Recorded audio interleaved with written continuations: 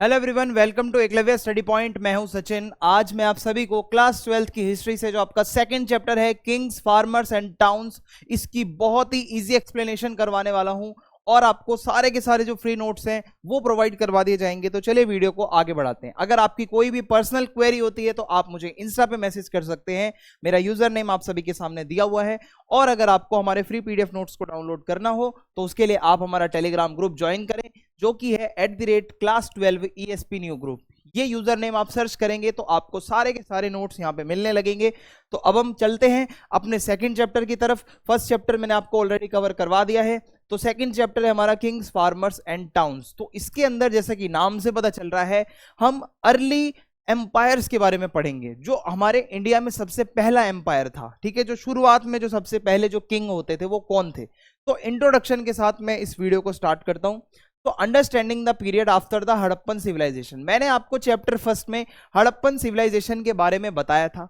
तो होता क्या है कि यहाँ पे जो बाद का टाइम आता है after the decline of the Harappan civilisation, यानी कि जो 1900 के आसपास सी का जो टाइम था, उसके बाद क्या क्या हुआ वो आपको मेनली पढ़ना है, ठीक है, क्योंकि हड़प्पन सिविलाइजेशन इज एंडेड। ठीक है, अब आगे क्या आता है देखो। तीन सबसे बड़े चेंज अपने को देखने को मिलते हैं इस पीरियड में। सबसे पहला चेंज है वैदिक एज, यहां से स्टार्ट होती है। दूसरा चेंज है rise of agriculture and settlements. तीसरा चेंज है पेस्टोरल कम्युनिटीज। तो वैदिक एज का मतलब क्या होता है मैं आपको आगे बताऊंगा। आपने वेद का नाम तो सुना होगा, ऋग्वेद, सामवेद, यजुर्वेद। तो होता क्या है मैं आपको समझाता हूं। देखो, वैदिक एज बिगिंस, ये हमारा पहला चेंज है। तो इस टाइम पे क्या हुआ था, after the decline of Harappan civilisation Rigveda compose होता है। और जितने भी लोग सिंधु नदी या फिर इंडस रिवर के आसपास रहते थे और जो उसकी ट्रिब्यूटरीज के आसपास रहते थे, लाइक सतलज, रवि, ठीक है, तो इन्होंने क्या करा, कुछ हेम्स लिखी, कुछ श्लोक वगैरह लिखे और ऋग्वेद का काम लिखना यहाँ पे स्टार्ट होता है। और ये सबसे पुराना टेक्स्ट है इंडिया का, one of the oldest text in India is Rigveda. Okay, तो वैदिक एज इसी नाम से इसको जाना जाता है। दूसरा क्या चेंज आता है इस टाइम में, rise of agriculture and settlements. अब आप सोचोगे भाई एग्रीकल्चर तो हड़प्पन पीरियड में भी था, तो ऐसा इसमें क्या चेंज हो गया। चेंज ये हुआ है टेक्निक्स में चेंजेस आए हैं। अब क्या है, आयरन का यूज होने लग रहा था। पहले आयरन नहीं था हड़प्पन सिविलाइजेशन में। I told you multiple times कि हड़प्पन सिविलाइजेशन के लोग आयरन को नहीं जानते थे। तो आयरन का यूज होने लगता है, तो उससे प्लॉइंग का जो काम है वो और इजी हो गया, क्योंकि वो आयरन की टिप वाले प्लॉज आ गए। ठीक है, तो फार्मिंग बहुत ज्यादा स्प्रेड हुई यहाँ पे नॉर्थ इंडिया में, डेक्कन प्लेट्यू में, कर्नाटका में। So people starting settling down in permanent villages. ठीक है, लोग परमानेंटली एक जगह पर टिक कर रहने लगे। ये यहाँ पे बहुत बड़ा चेंज देखने को मिलता है। फिर कुछ साउथ इंडियन पेस्टोरल कम्युनिटीज का भी जिक्र आता है। जो साउथ इंडिया है अपना, यहाँ पे क्या होता है, सम कम्युनिटीज डिडंट फार्म मच, जो ज्यादा खेती बाड़ी नहीं करते थे, जो ज्यादा एग्रीकल्चर में जो है नहीं थे, उन्होंने एनिमल्स को पाला और उनको पेस्टोरल पॉपुलेशन कहा गया। ठीक है, जो लोग एनिमल्स वगैरह को पालते हैं, जिनका लाइवलीहुड एनिमल्स पे ही डिपेंडेंट है, तो वो पेस्टोरल कम्युनिटीज है। अब क्या है, आपको एक फोटो नजर आ रही होगी, ये एक बहुत बड़ा पत्थर है जो आप अपनी स्क्रीन पे देख पा रहे हो। ये क्या है, ये है बरियल प्रैक्टिसेस एंड मेगालिथ्स। तो हमने हड़प्पन सिविलाइजेशन में जब हम बरियल प्रैक्टिसेस के बारे में पढ़ रहे थे, तो मैंने आपको बताया था कि वो लोग नॉर्मली ऐसा पिट खोदते थे और उसमें उसको दफना देते थे मरने वाले को। लेकिन अब क्या हुआ कि जो अपना इंडिया है, उसका जो सेंट्रल और जो साउथ पार्ट है, वहां पे थोड़े से नए चेंजेस देखने को मिले अराउंड 1000 BC की। हुआ क्या, people started building big stone structures called megalith. ये जो बड़ा पत्थर है इसको कहा जाता है मेगालिथ। ठीक है, ये क्या होता है, किसी की भी मान लो कब्र है, किसी की ग्रेव है, उसके ऊपर ये पत्थर खड़ा कर दिया जाता है सो दैट कि हमें पता चल सके कि यहां पर किसी की कब्र है। ओके, तो ये जो चेंजेस हैं ये अपने को देखने को मिलते हैं। अब हम पढ़ेंगे मेनली जो अपना टाइम पीरियड है वो है 600 BC। ठीक है, यहां पे क्या बहुत बड़े चेंजेस हुए, थोड़ा और डिटेल में अब मैं आपको लेके जाऊंगा। आई होप इंट्रो तो आपको समझ में आया होगा।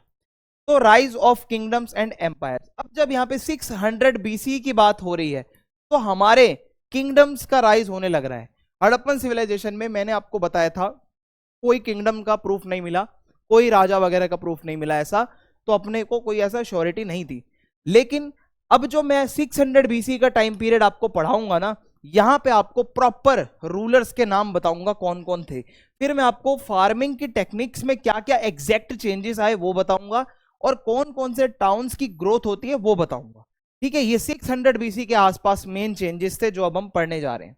Rise of kingdoms and empires. तो देखो 600 बीसी का जो टाइम है ये वो टाइम है जब अपने इंडियन सब कॉन्टिनेंट में स्टेट्स, किंगडम्स और इवन एम्पायर्स बहुत बड़े बड़े डिफरेंट पार्ट्स ऑफ इंडिया में ग्रो कर रहे थे, राइज हो रहे थे। चेंजेस इन फार्मिंग की टेक्निक्स में चेंजेस आ रहे थे, जो पहले के तरीके थे वो चेंज हो चुके थे और बहुत ज्यादा मॉडर्नाइजेशन हुआ। टाउन्स की ग्रोथ देखने को मिलती है, अर्बन सेंटर्स ठीक है ग्रो करते हैं, लोग जो है अब और ज्यादा बड़े सेटलमेंट्स में रहने लगते हैं, और ज्यादा ट्रेड बढ़ जाता है, एडमिनिस्ट्रेशन और ज्यादा अच्छा हो जाता है। ठीक है, फिर क्या है देखो आगे, how do historians know all this. आपके मन में ये सवाल तो आता होगा कि हिस्टोरियन लोगों को इतना सब कुछ कैसे पता है, हाउ, क्या प्रूफ है अपने पास जो हम इतना कॉन्फिडेंट है। तो इस टाइम पीरियड से रिलेटेड अपने को इंस्क्रिप्शंस मिलते हैं। इंस्क्रिप्शंस क्या होते हैं, एज ए हिस्ट्री स्टूडेंट आपको पता होगा कि कोई भी चीज किसी स्टोन के ऊपर लिखी हुई है, कोई मेटल के ऊपर लिखी हुई है कार्विंग करके, तो उसको इंस्क्रिप्शन कहा जाता है। और इसके अलावा हमारे कुछ एंशियंट टेक्स्ट हैं, लाइक जो हमारे वेद हैं, एपिक्स हैं, महाभारत वगैरह है, हमारे पुराण हैं, ठीक है, वहां से हमें पता चलता है। हमारे कॉइन्स हैं, कॉइन्स के ऊपर क्या होता है, किसी भी रूलर का नाम लिखा होता है, उस लैंग्वेज को लिखा होता है जिस जो उस टाइम पे प्रेवलेंट थी, उसका फोटो जो है वो भी प्रिंटेड होता है। तो coins are also important source. फिर है विजुअल मटेरियल, जैसे पुरानी पेंटिंग्स, पुराने स्कल्पचर्स, ठीक है। तो ये आप फोटो देखो, ये अपनी पुरानी मूर्तियां, ये पुराने सिक्के, ये पुरानी पुरानी चीजें लिखी हुई इंस्क्रिप्शंस, ये अपनी पेंटिंग्स, ये सारे ही चीजें सोर्सेस हैं जो अपने को बताते हैं कि हाँ ये सब चीजें हुई थी भाई। ओके, अब मैं आपको आपके एनसीईआरटी का जो पहला टॉपिक है प्रिंसेप एंड पियदस्सी, इसको समझाने वाला हूं। कौन है प्रिंसेप, कौन है पियदस्सी, तो आइए देखते हैं और समझते हैं। What is epigraphy. सबसे पहला क्वेश्चन आपसे एनसीईआरटी पूछती है कि एपिग्राफी का मतलब क्या होता है। तो आप ध्यान से देखिए, ये जो स्टोन आपको नजर आ रहा है इसके ऊपर कुछ ऐसे कार्विंग हो रखी है, इस पे कुछ लिखा हुआ है, तो ये एक इंस्क्रिप्शन है जो आप अपने स्क्रीन के सामने देख रहे हो। तो एपिग्राफी का मतलब होता है the study of ancient inscriptions, यानी कि जब आप पुरानी पुरानी चीजें जो स्टोन पे, मेटल पे लिखी होती हैं, उसकी जो स्टडी होती है वो कहलाती है एपिग्राफी। आई होप आपको समझ में आया होगा। ये जो इंस्क्रिप्शंस होते हैं ये हमें बहुत बढ़िया एविडेंस है, इससे हमें रूलर्स के बारे में पता चलता है, क्या क्या इवेंट्स हुए, मान लो किसी रूलर ने कोई वॉर जीती, उसने इंस्क्रिप्शन में लिखवाया, वो पता चलता है। लैंग्वेजेस पता चलती है उस टाइम पे कौन सी लैंग्वेज चलती होगी। रिलीजन के बारे में पता चलता है कि भाई कौन सा रिलीजन डोमिनेटिंग रहा होगा उस टाइम पे। मान लो कोई पुराना इंस्क्रिप्शन है उसके ऊपर ओम है, ठीक है, प्रिंटेड, तो मान लो कि भाई हाँ हिंदुइज्म ज्यादा वहां पे डोमिनेटिंग था। सोशल कस्टम्स पता चलते हैं, कई बार इंस्क्रिप्शन के ऊपर बहुत सारे सोशल नॉर्म्स वगैरह लिखे होते हैं।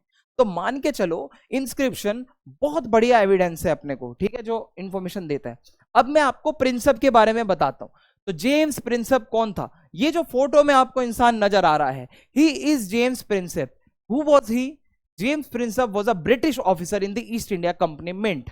Okay, so East India Company जब अपने इंडिया में थी, ठीक है, आपको पता है अपना इंडिया बहुत बहुत टाइम तक कॉलोनी था ब्रिटिशर्स की। तो 1830s में जो जेम्स प्रिंसेप है उसने दो एंशिएंट स्क्रिप्ट्स को डिकोड किया। स्क्रिप्ट का मीनिंग आपको पता ही होगा, जैसे हिंदी है अपनी आज की डेट में, तो वो क्या है, देवनागरी स्क्रिप्ट है, ठीक है। ऐसे ही जो पुरानी पुरानी लैंग्वेजेस थी ज्यादातर इंस्क्रिप्शन पे, वो दो स्क्रिप्ट में लिखी थी, ब्राह्मी और खरोष्टी। ये दो नाम आपको याद रखने।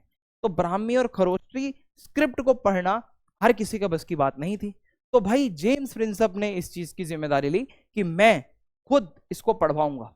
तो ये मोस्टली जो ब्राह्मी और खरोष्टी स्क्रिप्ट्स हैं, ये इंस्क्रिप्शंस और कॉइन्स पर लिखी हुई हैं। जो पुराने पुराने इंस्क्रिप्शंस अपने को मिलते हैं, जो पुराने पुराने कॉइन्स अपने को मिलते हैं, इनमें ज्यादातर जो चीजें जो रिटन है, जो लिखी हुई हैं, वो ब्राह्मी और खरोष्टी स्क्रिप्ट में ही लिखी हुई हैं, इतना आप मान के चलो।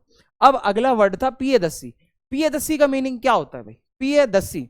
तो मोस्ट जो इंस्क्रिप्शंस मिलते हैं उसमें क्या है, एक राजा का नाम लिखा होता है, निकनेम्ड काइंड ऑफ, जिसको बताया गया है पियदस्सी। तो पियदस्सी का मीनिंग होता है pleasant to look at, he who looks noble, sorry he नहीं द, मतलब वो बंदा जो बहुत ज्यादा नोबल, बहुत ज्यादा सुंदर है, जिसका फेस बहुत प्लेजेंट है। तो आखिर ये कौन है, ये बंदा जो हर कॉइन, हर इंस्क्रिप्शन पे एक ही नाम आता है, एक ही नाम आता है, पियदस्सी पियदस्सी पियदस्सी। तो वो जो पियदस्सी नाम है वो आता है द ग्रेट अशोक के लिए। आपने इनका नाम सुना होगा, ठीक है, अशोक।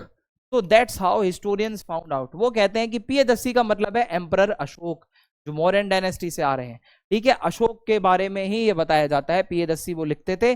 सो बाकी और भी इंस्क्रिप्शंस के साथ जब मैच किया गया उस नाम को, तो हमें यही कंक्लूजन मिला कि जी हाँ, ये जो पियदस्सी लिखा हुआ है ये अशोक के बारे में ही लिखा हुआ है। अपना अगला टॉपिक है द अर्लीस्ट स्टेट्स। अब मैं आपको बताऊंगा, जैसे आज की डेट में हमारे इंडिया में इतने सारे स्टेट्स हैं, यूपी है, एमपी है, पंजाब है, हिमाचल है, उत्तराखंड है, तमिलनाडु है, केरला है। तो क्या आप जानते हो कि आज से इतना पीछे जाओगे 600 बीसी के आसपास कितने स्टेट्स होते होंगे मेन मेन, ठीक है, वो अब अपने को पढ़ना है। तो आपके पीछे एक मैप दिखा रहा हूं मैं आपको, ध्यान से देखना। यहां पे बहुत सारे स्टेट्स का नाम लिखा हुआ है, पर आपको एक ही जगह पे फोकस करना है, वो है मगध। जहां पे मगध लिखा हुआ है, जो आज का बिहार है, ये बहुत इंपॉर्टेंट एरिया है। अपने को इस पूरे चैप्टर में मगध के बारे में ही डिटेल में पढ़ना है, बाकी क्या है स्टेट्स में क्या होता था इससे आपको मतलब नहीं है। ओके, ये आपका सिलेबस है ही नहीं। तो देखो 6 सेंचुरी बीसी का जो टाइम था, या जिसको 600 बीसी भी लिखते हैं, ये बहुत ही बड़ा टर्निंग पॉइंट है जब आप अपनी इंडियन हिस्ट्री पढ़ते हो, खासकर एंशिएंट इंडियन हिस्ट्री में। वाई? क्योंकि इसी टाइम पे स्टार्टिंग के जो स्टेट्स हैं वो बनने लग रहे थे, सिटीज एमर्ज हो रही थी, आयरन का यूज हो रहा था। सबसे इंपॉर्टेंट पॉइंट है, जो पहले आयरन के बारे में नहीं पता था लोगों को, आयरन का यूज होने लग रहा था, कॉइन्स का यूज होने लग रहा था, मेटल मनी। पहले क्या था, हड़प्पन टाइम पीरियड में हमने पढ़ा था बार्टर सिस्टम होता था, तो कोई मनी का तो सिस्टम था ही नहीं। इसके अलावा 600 बीसी में कुछ नए रिलीजन्स भी आने लगे, बुद्धिज्म और जैनिज्म, जो पहले नहीं थे। ठीक है, पहले हड़प्पन पीरियड में हमने पढ़ा था कोई रिलीजन नहीं है, लेकिन अब अपने को एक प्रॉपर रिलीजन देखने को मिल रहा है। अब अपना अगला टॉपिक है महाजनपद क्या होता है। तो जैसे आज आप किसी जगह को स्टेट कहते हो, स्टेट क्या होता है? बेसिकली एक बहुत बड़ी जगह, एक ज्योग्राफिकल एरिया जहां पे पॉपुलेशन रहती है, वो अपना स्टेट है। तो वैसे ही पहले के समय में इंग्लिश तो थी नहीं कि वो स्टेट बोलेंगे, तो वो क्या बोलते थे, कोई भी बड़ी सी जगह है जहां बहुत सारे लोग रहते हैं, जो जहां पे लोग सेटलमेंट्स में रह रहे हैं, वो कहलाते हैं ग्रेट किंगडम या फिर महाजनपद। महा यानी कि ग्रेट, जनपद यानी कि किंगडम।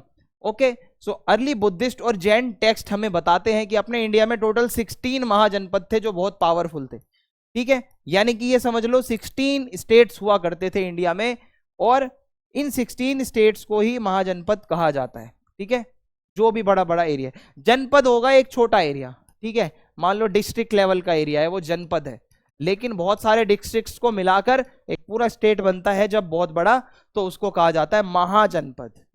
आई होप ये क्लियर होगा महाजनपद क्या है। तो जितने भी पुराने टेक्स्ट जब हम पढ़ते हैं, तो बेसिकली 16 में से 7 महाजनपद ऐसे हैं जिनका नाम बार बार रिपीट होता है, जिसमें सबसे पहला है मगध। जो इंपॉर्टेंट 7 जो है उनमें से सबसे फर्स्ट है मगध, वज्जी, कौशल, कुरु, पांचाल, गांधार, अवंती। 7 को छोड़ दो, इग्नोर कर दो, बस पहले वाले का नाम याद रखना, मगध, ओनली मगध, कि ये बहुत ज्यादा इंपॉर्टेंट है, आगे मैं आपको बताऊंगा। अब ये जो महाजनपद होते हैं, यहाँ पे क्या कोई गवर्नमेंट थी, कोई रूलर था इनका, क्या होता था, आइए समझते हैं। तो देखो सिस्टम, अगर मैं आपको बताऊं, 2 तरीके की गवर्नमेंट होती है महाजनपद में। एक है मोनार्की। मोनार्की का मतलब सिंपल आपको पता है, एक मोनार्क होगा, मोस्टली महाजनपद में एक किंग रूल करता था। और एक वर्ड आता है ओलिगार्की। ओलिगार्की का मतलब होता है, देखो, some were ruled by a group of man, not one king बल्कि मल्टीपल किंग्स। यानी कि ओलिगार्की का मतलब है 1 2 3 4 5 6 7 8 9 10, बहुत ज्यादा लोग मिलकर जब किसी महाजनपद को चला रहे हैं तो उसको ओलिगार्की कहा जाता है। ये सभी लोगों का एक संघ होता है, तो इसीलिए संघ भी कहा जाता है इस सिस्टम को, संघ सिस्टम, या इसको गण संघ सिस्टम भी कहा जाता है। गण संघ यानी कि गण यानी कि लोग, संघ यानी कि ग्रुप, तो गण संघ यानी कि लोगों का ग्रुप मिलकर जब कहीं पर रूल करता है। ओके, तो ये 2 तरीके का रूल अपने को देखने को मिलता है। तो आपने महावीर जैन जी का नाम सुना होगा, जो जैनिज्म में बहुत इंपॉर्टेंट है, और बुद्धा यानी कि गौतम बुद्ध का नाम सुना होगा। ये दोनों ही जहां पे इनका जन्म हुआ था वो ओलिगार्किक रिपब्लिक्स थे, यानी कि जिन महाजनपद में इनका जन्म हुआ वहां पे ओलिगार्की सिस्टम चलता था। तो ये आप याद रखिएगा। अब हर महाजनपद के, देखो हर स्टेट में, अगर आप आज की डेट में देखो, अपनी पुलिस होती है, अपनी जुडिशरी होती है, अपनी वो क्या कहते हैं ब्यूरोक्रेसी होती है, तो बस ऐसे ही वहां पे भी होता था। हर महाजनपद की अपनी आर्मी होती थी, ऑफिशियल्स होते थे जो ब्यूरोक्रेट्स होते हैं, और ये सारी चीजें मेंटेन करने के लिए भाई इनको मनी भी चाहिए होगी, गुड्स भी चाहिए होंगे, फूड भी चाहिए होगा, तो उसके लिए फिर ये काम वगैरह करते थे। जो राजा होते थे उसका काम होता था ये सारी चीजें लाना। अब एक वर्ड आता है धर्मशास्त्र, धर्मसूत्र।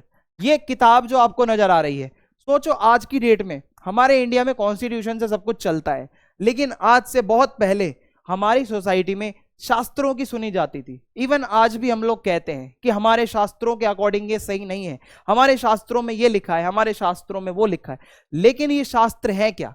तो around the 6th century BC, यानी कि 600 बीसी के आसपास जो ब्राह्मण्स लोग होते हैं उन्होंने संस्कृत में कुछ टेक्स्ट लिखे जिनको कहा जाता है धर्मसूत्र, यानी कि जो सही रूल्स हैं, जो सही रूल्स हैं सोसाइटी में रहने के, यानी कि किंग्स को भी फॉलो करने हैं, सोसाइटी मेंबर्स को भी फॉलो करने हैं।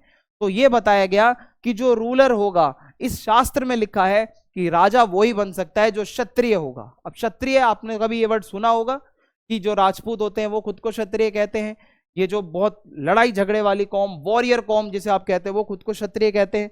तो आपको मैं एक फोटो दिखाता हूं, हालांकि ये टॉपिक आपका चैप्टर 3 का है, लेकिन मैं आपको एक फोटो से एक इंट्रोडक्शन दे देता हूं। सोचिए ये हिंदुइज्म के अकॉर्डिंग भगवान जी हैं, ठीक है, और इनका जो मुख है, जो इनका फेस है, वहां से ब्राह्मण लोग जो हैं उनका ओरिजिन हुआ, यानी कि जो सबसे ऊपर का बॉडी पार्ट है फेस, फिर इनकी जो चेस्ट है, ठीक है, जो इनकी भुजाएं हैं, जो चेस्ट है, वहां से ये जो क्षत्रिय आपको नजर आ रहे हैं हाथ में तलवार लिए हुए, इनका ओरिजिन हुआ।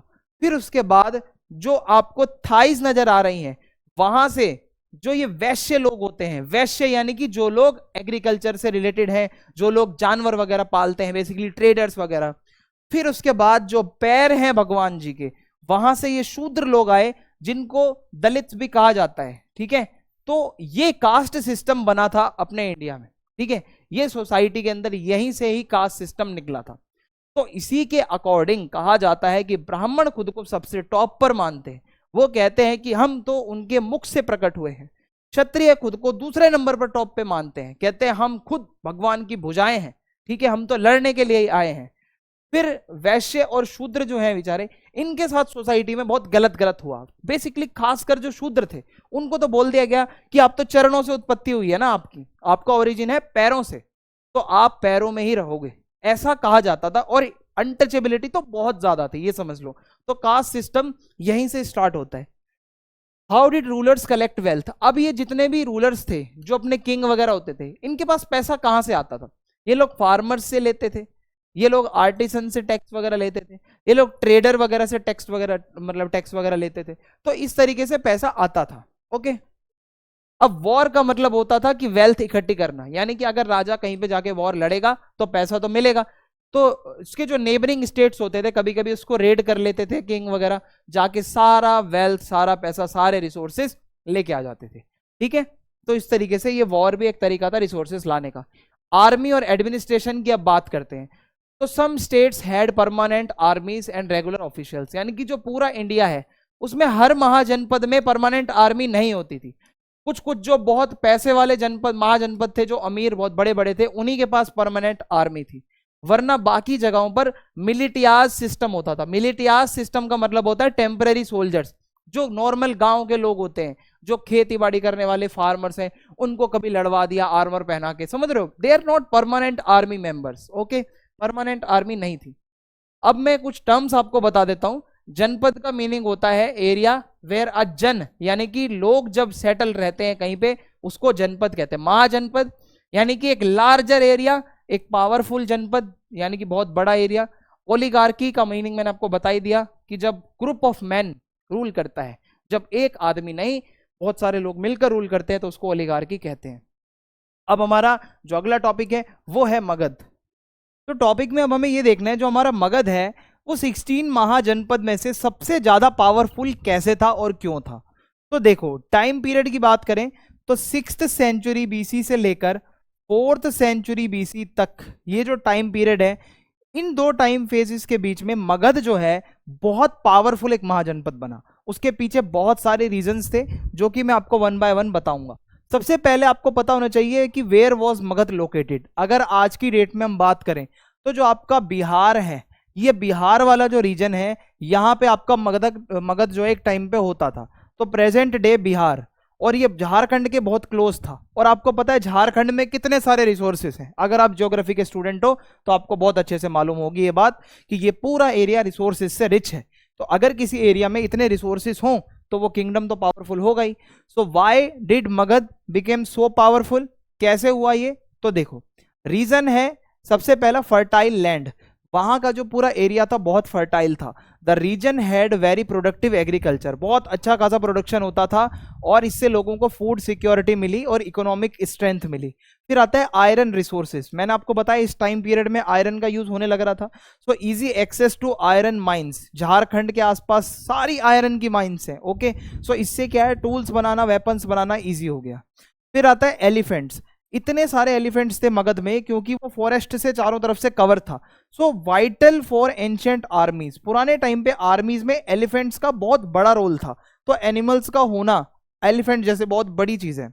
फिर है river, the Ganga river and its tributaries made transportation and trade cheap and easy. अब गंगा रिवर का ही यूज करके और उसकी ट्रिब्यूटरीज का यूज करके लोग ट्रेड करने भी जाते थे, वाटर ट्रांसपोर्टेशन। जियोग्राफिकल एडवांटेज भी था क्योंकि उसकी जो लोकेशन है, ठीक है, वहां से बहुत ज्यादा अच्छा, मतलब पूरा ट्रांसपोर्टेशन कम्युनिकेशन बहुत अच्छे से हो जाता था। प्लस वो चारों तरफ ना उसके हिल्स थे, तो अगर हिल्स होते हैं आपके चारों तरफ तो आप नेचुरल भी एक आपको प्रोटेक्शन मिल जाती है। तो ये कुछ रीजन है कि मगध क्यों पावरफुल था। अब मैं अगर आपको बताऊं कि जो what do Buddhist and Jain writers से, ठीक है, तो ये पुराने पुराने जो राइटर्स हैं वो हमें क्या बताते हैं कि आखिरकार मगध इतना पावरफुल क्यों था। तो वो कहते हैं कि these ancient writers focused on powerful leaders. वो कहते हैं कि मगध के जितने भी लीडर्स हुए वो बहुत ज्यादा पावरफुल थे, उनकी स्ट्रेटेजीज बहुत अच्छी थी। सिर्फ रिसोर्सेज और जियोग्राफिकल एडवांटेज से कुछ नहीं होता, आपका रूलर अच्छा होना चाहिए, उसको यूज करना आना चाहिए कि उस रिसोर्सेज को कैसे यूज करना है। अब मैं आपको अगर रूलर्स के नाम बताऊं कि मगध के आज तक के सबसे पावरफुल रूलर्स का नाम अगर मैं बताऊं तो है बिंबिसार। बिंबिसार जो है वो मगध के एम्पायर को और ज्यादा एक्सपेंड करता है वॉर लड़के और डिप्लोमेसी से। फिर आता है अजात शत्रु। अजात शत्रु जाना जाता है अपनी मिलिट्री स्ट्रेंथ के लिए और अपनी वॉर्स के लिए। फिर आता है महापद्मनंद जो कि नंद डायनेस्टी का था। ये इतना रूथलेस कॉन्करर था, किसी को भी अटैक कर देता था, और ये नंद डायनेस्टी का फाउंडर भी था। तो आप मान के चलो कि ये इतने पावरफुल रूलर्स हुए हैं, ठीक है, तो क्यों नहीं वो एम्पायर स्ट्रांग होगा। ओके, तो ये तीन रूलर्स ने मगध को मिलकर इतना स्ट्रांग बनाया। इस वजह से आज हम अपनी एनसीईआरटी में कहते हैं कि 16 महाजनपद में से मगध ही सबसे ज्यादा पावरफुल था। और इन लोगों को सपोर्ट कौन करता था? इनके मिनिस्टर्स, क्योंकि देखो अकेला प्राइम मिनिस्टर तो कुछ नहीं करता, साथ में उसके मिनिस्टर्स भी होते हैं। सिमिलरली राजा अकेला कुछ नहीं करता। इनकी एडमिनिस्ट्रेशन सिस्टम बहुत अच्छा था। So these rulers used ambition and clever policies. बहुत क्लेवर थे ये लोग, बहुत तेज थे, अपने टाइम से बहुत आगे का सोचते थे। दैट्स वाई इन्होंने एक इतना बड़ा महाजनपद बनाया। अब मैं अगर आपको बताऊं कि जो मगध महाजनपद था उसकी कैपिटल क्या थी, तो एक थी राजगह। राजगह ये क्या है, प्राकृत लैंग्वेज में लिखा हुआ है नाम है, जिसको आज की डेट में राजगीर कहा जाता है, जो बिहार के अंदर है। आप अगर बिहार से हो तो आपको राजगीर के बारे में पता होगा। तो होता क्या है, राजगीर मगध की पहली कैपिटल थी और इसका मीनिंग होता है house of the king. Okay, और ये हिली एरियाज में है, ठीक है, चारों तरफ पहाड़ है राजगीर में। फिर बनती है इसकी अगली कैपिटल पाटलिपुत्र। कैपिटल चेंज होती है, जो आज का पटना है उसको एक टाइम पे पाटलिपुत्र कहा जाता था। ओके, तो पाटलिपुत्र भी बिहार में ही है। तो ये 4th सेंचुरी बीसी में कैपिटल बना। पहले कैपिटल थी राजगीर, और ये गंगा नदी के बिल्कुल पास में है पटना, और यहाँ पे ट्रेड रूट्स बहुत अच्छे थे, ट्रेवल रूट्स बहुत अच्छे थे। तो ये कैपिटल की बात हो रही है यहाँ पे, ठीक है, जो मैंने आपको बताया। अब हम आगे बढ़ते हैं। तो आगे बढ़ के अब हम देखेंगे कि नेक्स्ट टॉपिक हमारा क्या कहता है, languages and scripts during Ashoka's time. देखो जो अपने एम्परर अशोक हैं, ठीक है, जो अपने किंग अशोक हैं, अशोका द ग्रेट, उनके टाइम पे कौन सी लैंग्वेजेस वगैरह यूज होती थी। तो अगर मैं आपको बताऊं, मोस्ट ऑफ द इंडिया में जो लैंग्वेजेस यूज होती थी वो थी प्राकृत, और इसकी जो स्क्रिप्ट होती है वो है ब्राह्मी। फिर उसके बाद जो नॉर्थ वेस्ट इंडिया है, ठीक है, मान लो ये अपना इंडिया है, इसका जो ऊपर का रीजन है नॉर्थ वेस्ट का, यहाँ पे ज्यादातर प्राकृत लैंग्वेज यूज होती थी, लेकिन उसकी जो लिखने की स्क्रिप्ट थी वो अलग थी, वो थी खरोष्ठी।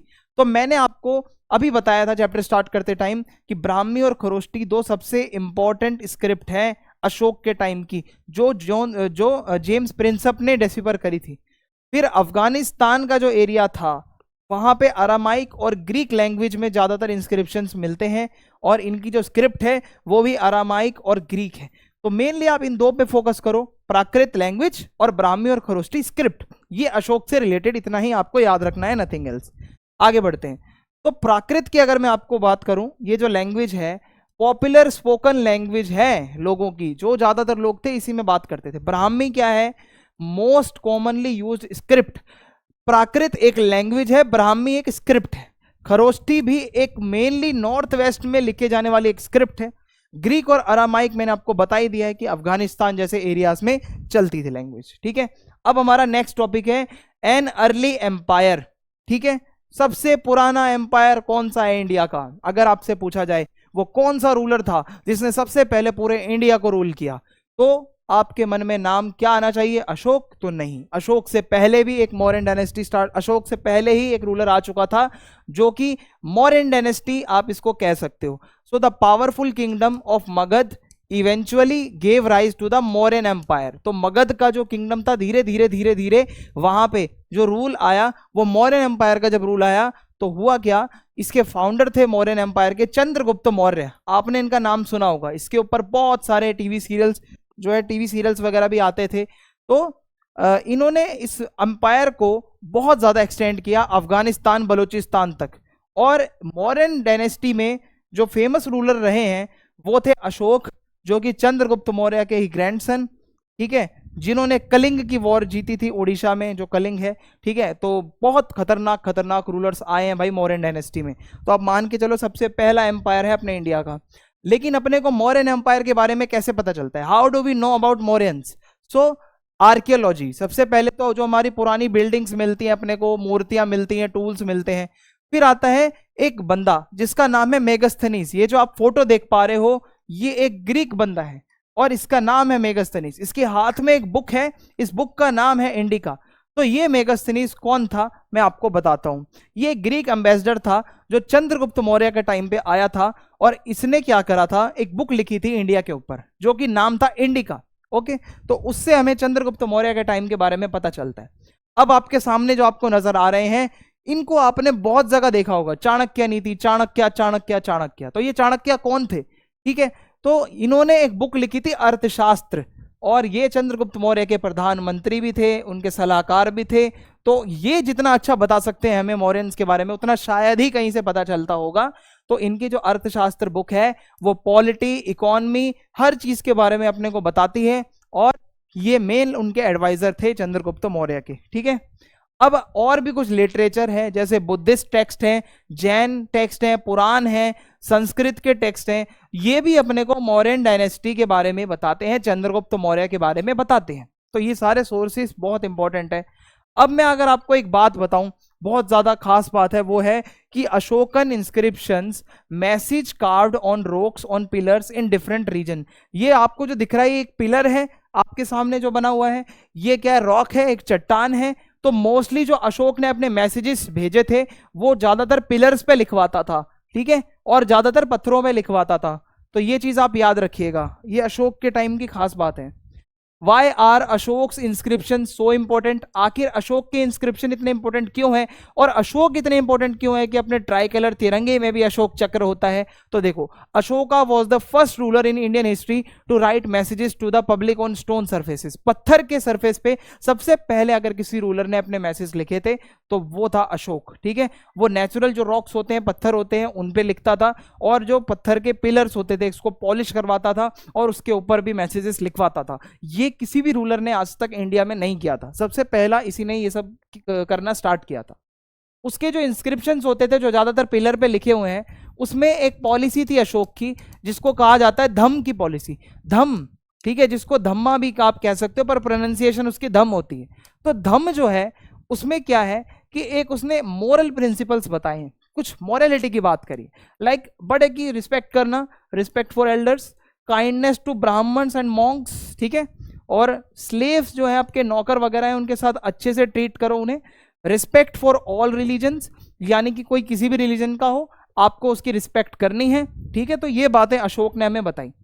अब मैं आपको बताता हूं कि मौर्यन एम्पायर के टाइम पे मेन एडमिनिस्ट्रेटिव सेंटर्स कौन से थे, ठीक है। तो सबसे जैसे मैं आपको बताऊं, आज की डेट में आप अगर देखोगे दिल्ली है, ठीक है, मुंबई है, इसके अलावा कोलकाता है, ठीक है, बेंगलुरु है, और आप देखोगे चेन्नई है।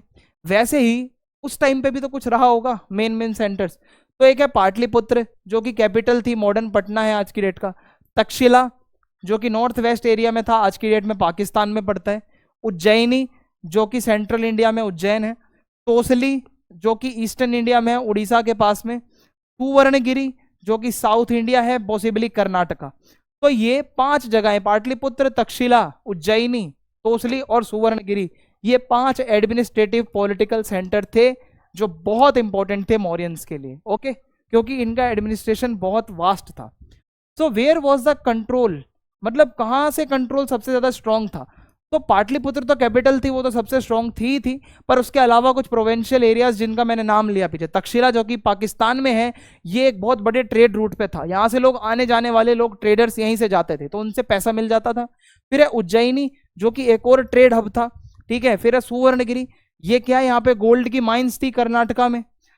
बहुत सोच समझ के इन्होंने अपने प्रोविंशियल सेंटर्स को चूज किया था मौर्यंस ने। तो how did the Mauryan empire stay connected, ये इतना बड़ा मौर्यन एम्पायर कैसे खड़ा रहा? So the Mauryan empire was very big, बहुत बड़ा था, बहुत ही इंपॉर्टेंट है इसको कनेक्ट रखना। सो इसीलिए लोग जो है मौर्यन एम्पायर में जब ट्रैवल करते थे तो बाय लैंड जा सकते थे, रिवर रूट से भी जा सकते थे, और ट्रैवलिंग में बहुत लंबा समय लगता था, बहुत बहुत हफ्ते, बहुत बहुत महीने लग जाते थे, क्योंकि उस टाइम पे ट्रेन वगैरह तो नहीं थी, कार तो नहीं थी। तो उनको पूरा प्रिपेयर करके चलना पड़ता था, प्लान अपना, कि जब जा रहे हैं कहीं पे तो फूड और वाटर साथ रहे, अपनी सेफ्टी रहे जर्नी में। That's why having a strong army was very important, not just for fighting but also for keeping road safe. जो लोग आने जाने वाले हैं उनके लिए रास्ता सेफ रहे, इसलिए भी आर्मी की जरूरत होती है। आर्मी नहीं होगी तो चोर, उचक्के, लुटेरे लूटपाट कर सकते हैं, ठीक है। तो इसलिए आर्मी का बहुत इंपॉर्टेंट रोल होता है यहाँ पे। अब हमारा जो अगला टॉपिक है वो है मौर्यन मिलिट्री ऑर्गेनाइजेशन। जो मौर्यन एम्पायर था उसकी मिलिट्री का ऑर्गेनाइजेशन कैसा था, तो ये अपने को मेगास्थनीज ने बताया है। उसकी जो बुक है इंडिका, उसके अंदर ये सब लिखा हुआ है। तो मेगास्थनीज अपने को बताता है, Greek ambassador Megasthenes described there was a central committee, ठीक है, एक पूरी सेंट्रल कमेटी होती है जो कि मैनेज करती है मिलिट्री को। तो वो बताता है कि ये सेंट्रल कमेटी की 6 सब कमेटीज हैं, ठीक है, और उसको इसने एक्सपेंड किया है। सबसे पहली सब कमेटी है नेवी। वो कहता है कि जो भी बोट्स हैं और रिवर्स से रिलेटेड सिक्योरिटी है वो नेवी देखती है, ठीक है, जो नेवल आर्मी। फिर ट्रांसपोर्ट एंड प्रोविजंस, ये क्या करती है, ये वाली जो कमेटी है, arrange the carts, food, fodder and helpers, यानी कि मतलब जितनी भी गाड़ी वगैरह लानी है, खाना लाना है, वो सब देखते हैं, ट्रांसपोर्टेशन का काम। फिर है फूड सोल्जर्स, यानी कि जो पैदल सैनिक हैं। इन्फेंट्री, ठीक है, सोल्जर्स हु वॉक्ड। कैलरी आती है इसके बाद, जो कि घोड़े वाली सेना है, आपकी घुड़सवार हैं। चेरियट्स आते हैं जो रथ वगैरह जाते हैं वॉर में, ठीक है, और जो उनके चलाने वाले हैं। एलिफेंट्स आते हैं, ठीक है, एलिफेंट ट्रूप्स हैं जो आर्मी वाले एलिफेंट्स को ऊपर, मतलब एलिफेंट्स के ऊपर बैठ के वॉर लड़ रहे हैं। तो ये 6 सब कमेटीज हैं, स्मॉलर कमेटीज हैं, जैसा हमें मेगास्थनीज ने बताया। तो आप अगर मेरे पीछे ये फोटो देख पा रहे हो तो आप अच्छे से देख सकते हो कि इसमें हाथी भी है, इसमें पैदल सेना भी है, इसमें घोड़े भी हैं, इसमें देखो ये कार्ट वगैरह लेके जा रहे हैं। तो ये सारी चीजें थी भाई मौर्यन एम्पायर में, बहुत ही बड़ा एम्पायर था। अब अगर मैं आपको बताऊं कि एक और यहाँ पे कमेटी है, द सेकंड सब कमेटी, जो कि ये थोड़ा सा डिटेल में इसमें आगे लिखा हुआ है कि वो जो सब कमेटी एक ट्रांसपोर्टेशन वाली थी उसके बारे में बता रखा है कि इसका काम था जितनी भी बैलगाड़ी वगैरह है वो लेके आना, उसमें खाना लेके आना, और एनिमल्स के लिए खाना लाना, चारा वगैरह, हेल्पर्स वगैरह, मतलब उसी में ही आते थे इसी कमेटी के साथ, ठीक है। तो ये चीज़ याद रखना। और अब मैं अगर आपको बताऊं, अशोक जो अपने रूलर हैं उनका एक मॉरल प्रिंसिपल मैंने आपको बताया था, एक पॉलिसी बताई थी पीछे, जिसको धम्म कहा जाता है, धम्म, धम्म या धम्मा। तो उसको ज्यादा से ज्यादा लोगों तक वो मैसेज पहुंचाने के लिए इसने स्पेशल ऑफिसर्स अपॉइंट करे जिनको धम्म महामात्र कहा जाता है। धम्म महामात्र एक ऐसा ऑफिसर होता है जिसका काम था अशोक के मैसेज को हर गांव गांव तक पहुंचाना, पूरे एम्पायर में ट्रेवल करना, लोगों को धम्म के बारे में बताना, काइंडनेस, नॉन वायलेंस और रिलीजियस टॉलरेंस और रिस्पेक्ट, इस चीज को, इस मैसेज को प्रमोट करना पूरे एम्पायर में, ये इनका काम था। तो आप मेरे पीछे जो फोटो देख पा रहे हो, ये एक धम्म महामात्य है। ये क्या करेंगे, एक ऑफिसर हैं और इनका काम है अशोक के जो अच्छे अच्छे मैसेजेस थे उनको लोगों तक पहुंचाना। ओके, आई होप आपको समझ में आया होगा। आगे बढ़ते हैं अब हम। तो अब अगर आपसे कोई पूछता है कि ये जो मौर्यन एम्पायर है ये इतना इंपॉर्टेंट क्यों है, आखिर हम अपनी हिस्ट्री में इसको क्यों पढ़ रहे हैं, because India was under British rule back then. आपको पता है एक टाइम पे ब्रिटिशर्स ने हमें बहुत लंबे समय तक रूल किया था। तो the idea that India had its own ancient empire made people feel proud. एक टाइम पे जब हम सोचते हैं कि अपना खुद का हमारा इतना बड़ा एम्पायर था तो हमें एक प्राउड फीलिंग आती है, इसलिए ये एम्पायर को पढ़ना बहुत इंपॉर्टेंट है। Other Kings used grand and proud titles but Ashok spoke with humility, यानी कि बहुत सिंपलिसिटी में रहते थे अशोक, ठीक है, और बहुत ऑनेस्ट थे और वो लोगों के बारे में बहुत केयर करते थे। वो चाहते थे कि लोगों को अच्छा ह्यूमन बनाना, ताकि उन्होंने अपनी भी वो चीज़ें ज़्यादा से ज़्यादा मॉरल चीज़ें लोगों तक पहुंचाई। That's why Indian freedom fighters in the 1900s, ये जो टाइम था, ठीक है, 1900 के आसपास का, वो अशोक को बहुत एडमायर करते थे, हमारे फ्रीडम फाइटर, और वो हमारे सिंबल बने अशोक, अच्छे लीडरशिप के, मोरल पावर के। और ये आप, अगर मैं आपको बताऊं, ब्रिटिश रूल से पहले की जो अपनी एक बहुत बढ़िया हिस्ट्री रही थी उसके लिए भी एक सिंबल है जब हम अशोक का नाम लेते हैं। अगला टॉपिक है हमारा न्यू नोशंस ऑफ किंगशिप, ठीक है। तो इसमें हम क्या समझेंगे, आइए अंदर देखते हैं। तो इस टॉपिक के अंदर हमें बताया जाता है कि जो हमारे रूलर्स थे, एक तो बड़े बड़े एम्पायर थे, इसके अलावा इंडिया में ही छोटे छोटे भी कुछ चीफ्स हुआ करते थे, जो कि हम पढ़ने वाले हैं अब हम, ठीक है। तो आइए मैं आपको दिखाता हूँ। Cheap and kings in the south, तो जो अपना साउथ इंडिया था, ठीक है, ये तो बेसिकली अभी तक हम मगध के बारे में पढ़ रहे थे जो बिहार साइड था, लेकिन ये जो रीजन है यहाँ पे क्या चल रहा था वो मैं आपको बताऊंगा। तो जो अपना एरिया है, ठीक है, स्पेशली जो तमिलकम का एरिया है, डेक्कन का एरिया, अगेन जो मैंने आपके सामने हाईलाइट किया, ये साउथ इंडिया, ये तमिलकम कहलाता था एक टाइम पे। तमिलकम यानी कि आज की डेट का तमिलनाडु, केरला और आंध्र प्रदेश, इन तीनों को जोड़ दोगे तो एक बहुत बड़ा रीजन बनता है जिसको तमिलकम कहा जाता था एंशिएंट इंडिया में। तो वहां पे कौन रूल करता था, देखो, एक तो थे चोलास, फिर थे चेरास, फिर है पांड्यास। इसको नॉर्मली चोल, चेर और पांड्या भी कहते हैं। तो ये मान लो अपना इंडिया है, तो ये नीचे वाला जो एरिया है यहां पर ये लोग थे, ठीक है, ये चोल, चेर और पांडे। तो ये क्या करते थे, these early southern kingdoms were stable, बहुत ज्यादा स्टेबल थे भाई, क्योंकि लंबे समय तक इनका किंगडम चला था, बहुत प्रोस्परस थे, पैसे वाले लोग थे भाई, ये बहुत अमीर थे, जो चोल, चेर और पांडे थे। चोल लोगों ने तो इतने मंदिर बनवाए हैं, इतने मंदिर बनवाए हैं, आप सोच नहीं सकते साउथ इंडिया में, तो बहुत पैसा था इनके पास। और चीफ कौन होते हैं, चीफ जिसको आप सरदार कहते हो, ठीक है, सरदार हिंदी में। तो होता क्या है कि ये किंग से थोड़ा सा डिफरेंट है, क्योंकि चीफ है एक पावरफुल मैन, बहुत पावरफुल है, उसकी पोजीशन है, हो सकता है या नहीं भी हो सकता कि वो हेरिडेटरी हो, कुछ पक्का नहीं पता। Doesn't always pass from father to son, वैसे मोस्टली ऐसा होता था फादर और उसके बाद उसका सन, कभी भी चीफ नहीं बनता था मोस्टली केसेस में।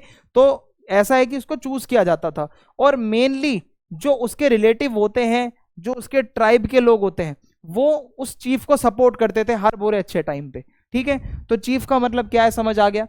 चीफ क्या करता है, स्पेशल रिचुअल्स करता है, ठीक है, जैसे पूजा पाठ में आगे बैठता है, वॉर के टाइम पे लीड करता है लोगों को, और कोई कॉन्फ्लिक्ट हो जाए तो उसको सॉल्व करता है, डिस्प्यूट्स हो जाए, लाइक अ जज, ठीक है, like a Pradhan.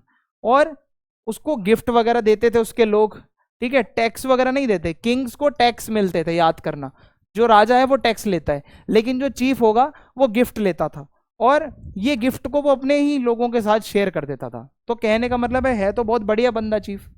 चीफडम्स did not have, देखो जो चीफडम्स होते थे यानी कि वो एरियाज जहां पर चीफ जो है वो मेन होते हैं, तो उनकी कोई परमानेंट आर्मी नहीं होती थी, रेगुलर ऑफिशियल्स, एडमिनिस्ट्रेशन ब्यूरोक्रेसी नहीं होती थी, और वो पर्सनली ही सब कुछ खुद करते थे। सारा का सारा जो ये सिस्टम था लॉयल्टी पे और रिलेशनशिप पे ही चलता था।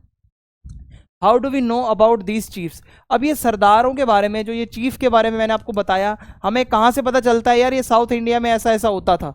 तो संगम टेक्स्ट, ये क्या है, साउथ इंडियन टेक्स्ट है, इसमें क्या है, तमिल लैंग्वेज में लिखा हुआ है। संगम टेक्स्ट में सारी पोम्स है जो तमिल में, वो हमें बताती है कि चीफ्स कौन थे, उनको पैसा कहाँ से मिलता था, वेल्थ कहाँ से आती थी, और उसको वो कैसे वेल्थ को डिस्ट्रीब्यूट करते थे अपने सपोर्टर्स के साथ, ठीक है। इसके अलावा कुछ और भी रूलर्स थे उस टाइम पे जो मैं आपको बताने जा रहा हूं, अदर रीजनल किंग्स।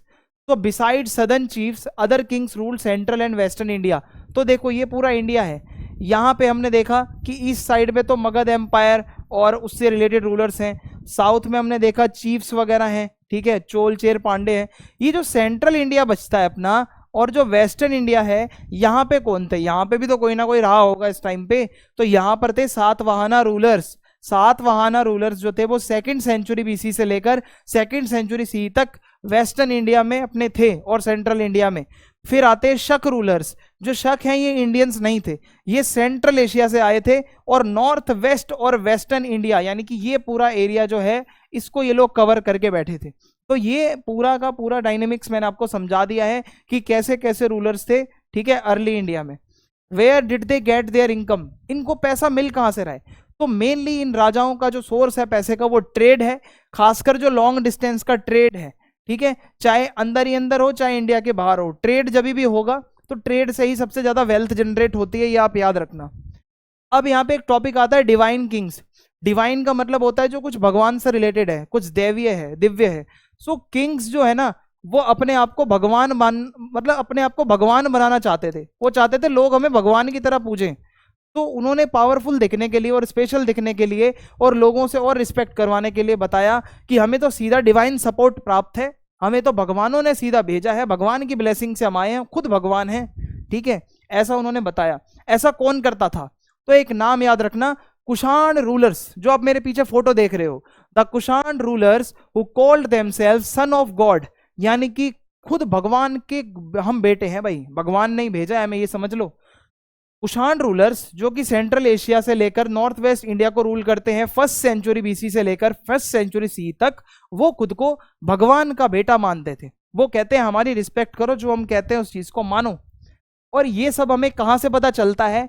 हमें इंस्क्रिप्शन से पता चलता है, टेक्स्ट से पता चलता है, कॉइन्स से पता चलता है, और स्टैच्यूज जो पुरानी पुरानी मूर्तियां मिली है उनसे पता चलता है। तो what did they do to look like gods? तो भाई भगवान ऐसे थोड़ी ना कह दिया और लोगों ने मान लिया। भगवान दिखने के लिए ये लोग क्या करते थे? They built huge statues of themselves, अपने बड़े बड़े मूर्तियां ये लोग बनवा दिया करते थे, जो कि हमें मथुरा से मिली है, यूपी से और अफगानिस्तान से मिली हैं। तो ये स्टैचूज जो है टेम्पल्स में रखवाते थे, समझ रहे हो, भगवान के स्टैचू के साथ में अपना स्टैचू रखवा देते थे ये लोग, क्योंकि लोगों को लगे कि भाई ये खुद भगवान है। तो historians believe the Kushan kings thought of themselves as divine, वो खुद को भगवान जैसा मानते थे और वो अपना टाइटल भी देते थे खुद को वो देवपुत्र कहते थे। देव यानी कि गॉड और पुत्र यानी कि सन। तो देवपुत्र नाम से खुद के लिए ये नाम या सरनेम वगैरह यूज करते थे। This idea might have come from Chinese Kings, हो सकता है इन्होंने चाइनीज रूलर से ये आइडिया लिया हो। वो खुद को सन ऑफ हेवन कहते थे, तो इन्होंने खुद को सन ऑफ गॉड कहना शुरू कर दिया।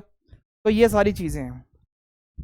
अब हम बात करेंगे गुप्ता एम्पायर की, जिसको गुप्त साम्राज्य या गुप्त एम्पायर भी कहा जाता है। तो ये भी बहुत इंपॉर्टेंट एम्पायर था अपने एंशिएंट इंडिया में। 4th सेंचुरी सी का टाइम है, अब बीसी चला गया है, अब सी का टाइम आ चुका है। 4th सेंचुरी यानी कि 400 सी के आसपास बड़े बड़े kingdoms like Gupta empire became बहुत ज्यादा पॉपुलर।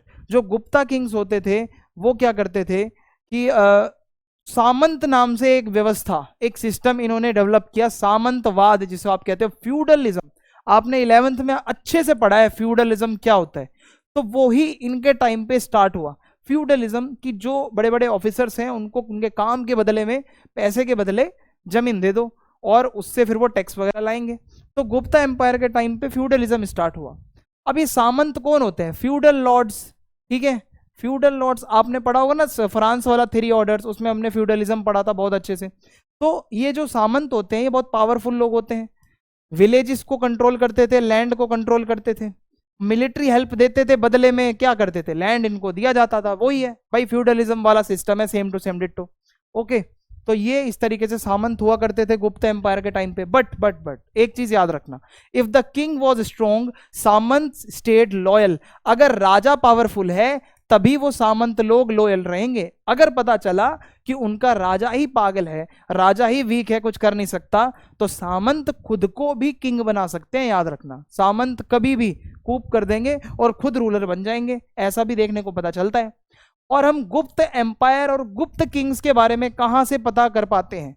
ऑब्वियसली रिटर्न मटेरियल है, बुक्स हो गए, कॉइन्स हैं गुप्त एम्पायर के टाइम के, इंस्क्रिप्शंस हैं, स्पेशली जो प्रशस्तिज हैं। अब ये प्रशस्ति क्या होता है, देखो कोई भी रूलर है उसके बारे में बहुत बड़ा चढ़ा के उसकी प्रेजिंग लिखना इस प्रशस्ति काइंड ऑफ, वो किसी पिलर के ऊपर लिखा जा सकता है, किसी इंस्क्रिप्शन के ऊपर लिखा जा सकता है, मतलब समझ रहे हो।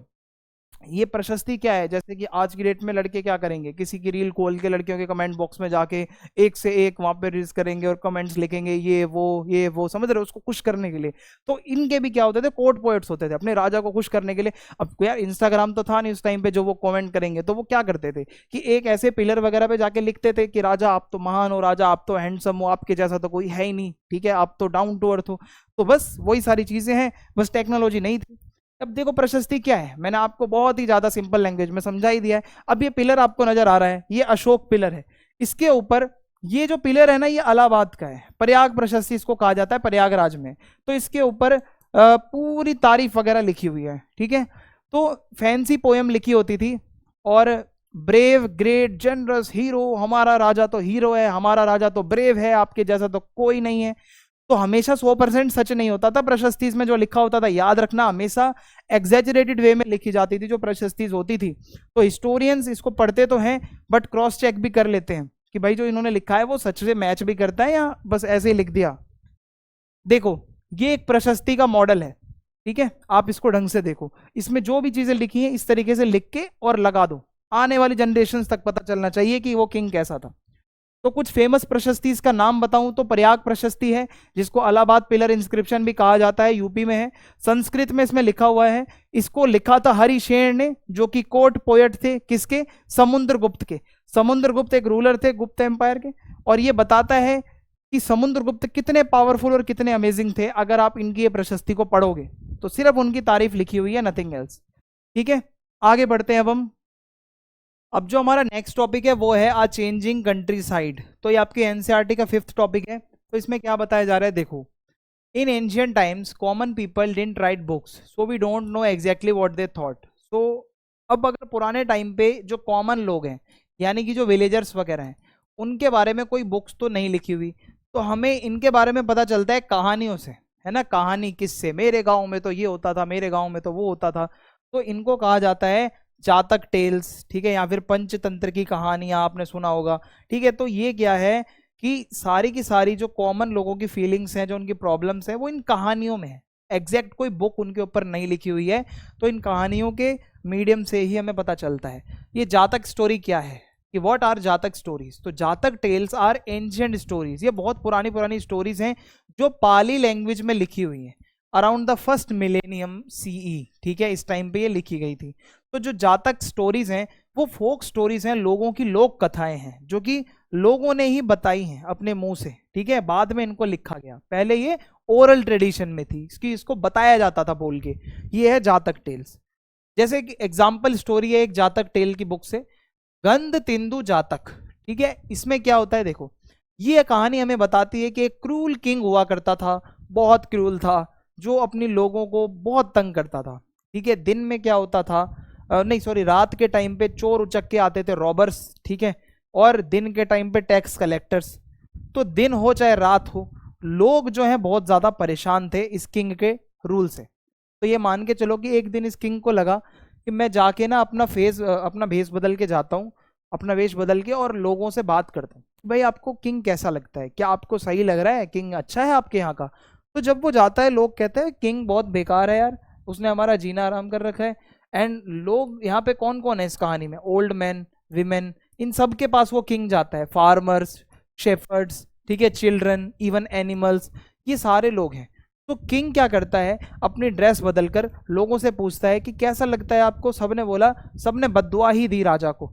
तो एट द एंड लोगों को अपने घरों को छोड़ के भागना पड़ता था फॉरेस्ट की तरफ, क्योंकि उनके पास पैसा ही नहीं होता था टैक्स देने के जितना। ओके, तो लोग तंग आ चुके थे बहुत ज्यादा।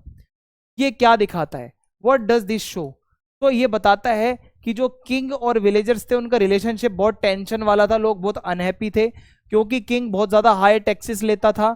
जो पुअर फार्मर्स है बेचारे, वो तो तंग ही हो रहे थे बहुत ज्यादा। Sometimes people had no option, लोगों के पास ऑप्शन ही नहीं है, उनको भागना पड़ता था भाई, एट दी एंड उनको जंगलों में जाके छुपना पड़ता था, तब जाके वो जो है बच पाते थे। अब हमारा जो अगला टॉपिक है स्ट्रेटजीज फॉर इंक्रीजिंग प्रोडक्शन। अब अगर यहां पे एग्रीकल्चर की बात की जाए तो वो कौन सी स्ट्रेटजीज थी? देखो, एज टैक्स नीड्स इंक्रीज्ड, धीरे धीरे जब टैक्स बढ़ाना था तो Kings and farmers tried new methods. तो राजा ने भी बोला फार्मर्स को बुलाकर कि अपने को नए मेथड्स यूज करने हैं, नए मेथड्स होंगे तभी हम पैसा कमा पाएंगे। तो हुआ क्या? प्लो एग्रीकल्चर, अब यहाँ पे हल का यूज होने लगता है। Around the 6th century BCE farmers started using iron tipped ploughs. याद रखना, ये जो हल होते हैं प्लॉज, बिना हल के तो खेती नहीं होती, और उसकी जो टिप होती है नीचे वाली वो आयरन की होती थी। तो आयरन टिप प्लॉज अगर होंगे तो उससे क्या फायदा होगा? और अच्छे से प्लॉइंग हो पाएगी।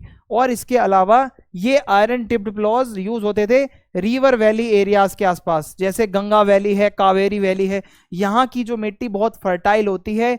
So these places had rich soil, ठीक है, और गुड रेनफॉल, बारिश भी अच्छी खासी होती है, तो यहाँ पे क्रॉप्स भी ज्यादा होंगी। तो ये एक बहुत बड़ी स्ट्रेटेजी थी, ठीक है। फिर इसके अलावा पैडी ट्रांसप्लांटेशन, ठीक है, ये चावल वगैरह के बारे में हमने इतना नहीं पढ़ा था अभी तक, अब ये चावल भी आ गया। जो गंगा वैली का एरिया है ईस्टर्न इंडिया में, फार्मर्स ने एक नया मेथड यूज किया राइस उगाने का, जिसको कहा जाता है पैडी ट्रांसप्लांटेशन। सो ये क्या होता है कि जब जो चावल होते हैं उसकी जो सीड्स होती हैं उसको प्लांट किया जाता है हाथों से, पानी में ऐसे ऐसे ऐसे ऐसे जाके लगाया जाता है, इसको कहा जाता है ट्रांसप्लांटेशन। इससे क्या है, लोगों को और खाना मिला, लेकिन हार्ड वर्क बहुत ज्यादा होता है भाई इसमें, चावल उगाने में, ठीक है। तो ये एक चेंज आया एग्रीकल्चर में। लेकिन जो एरियाज हिली एरियाज हैं, पहाड़ी एरियाज हैं, वहां पे क्या चेंज आया? तो जो सेमी ड्राई एरियाज हैं जैसे पंजाब, राजस्थान, तो वहां पे जो हल होता है, जो प्लो होता है, वो इतना इफेक्टिव नहीं है, ठीक है। तो हिली एरियाज में फार्मर्स जो हैं वो होज यूज करते थे प्लोज की जगह। तो ये होज क्या होता है मैं आपको दिखाता हूं फोटो से। देखो, ये जो आपका सूखा एरिया है ना, यहाँ पे ये चलता है, जिसका एक ही फेस होता है इस तरीके से, ठीक है, इसको कहते हैं होज। और ये जो आप देख रहे हो ना, ये होज हैं, ठीक है, ये पहाड़ी एरियाज में यही यूज होते हैं। दूसरा क्या चेंज आया एग्रीकल्चर में? Irrigation, another way to grow more crops. और ज्यादा अगर क्रॉप्स उगानी है, आपको प्रोडक्शन बढ़ाना है, तो इरिगेशन यानी कि आपको पानी तो देना पड़ेगा। तो लोग वेल्स का यूज करते थे, टैंक्स का यूज करते थे जिसमें पानी बचा होता था उनका, वाटर जो उसका रेन वाटर जो हार्वेस्टिंग होती है, कैनाल्स होती थी, ठीक है, कैनाल्स ज्यादा यूज में नहीं आती थी, ज्यादातर वेल्स और टैंक या रिवर वैली के आसपास लोग रहते थे तो वहीं से पानी यूज होता था। Communities and powerful individuals helped build these. ये जो वेल्स बनते थे, ये जो कैनाल्स बनती थी, इसको बड़े बड़े राजा और पावरफुल लोग बनवाते थे। और उन्होंने क्या करा है, अपने राजाओं ने बड़े बड़े इंस्क्रिप्शन लिखवाए हैं कि हमने ये नहर का निर्माण करवाया, हमने ये कैनाल का इनॉग्रेशन किया, हमने ये वेल बनवाया, है ना। जैसे आज की डेट में कोई पार्क वगैरह बनवाता है कोई अगर नेता, तो वो एक पत्थर लगवा देता है ना बाहर कि भाई इस पार्क का उद्घाटन मैंने किया है। तो ऐसे ही जो किंग्स होते थे वो भी ये सब करते थे। डिफरेंसेस इन रूरल सोसाइटी, होता क्या था, सोसाइटी में बहुत डिफरेंसेस थे, क्योंकि फार्मर भी दो तीन तरीके के थे।